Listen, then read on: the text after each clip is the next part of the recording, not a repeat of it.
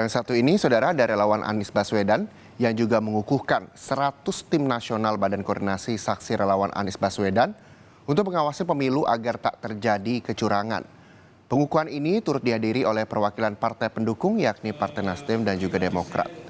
Dalam penandatanganan Fakta Integritas, tim ini dibentuk untuk menciptakan pemilu 2024 yang jujur dan adil.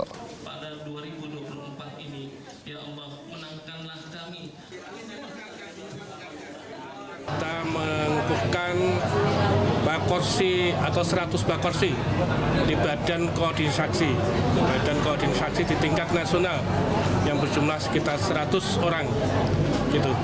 Kalau untuk tujuannya, Pak? Tujuan utama dari bakorsi ini adalah untuk mengawasi jalannya pemilu agar jujur dan adil.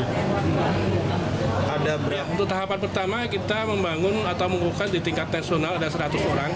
Nanti untuk tahap-tahap berikutnya kita akan mengukuhkan di tingkat provinsi 100 orang juga, di tingkat kabupaten 100 orang juga, di tingkat kecamatan, bahkan nanti sampai ke tingkat desa pun akan kita kukuhkan bakorsi ini. Gitu.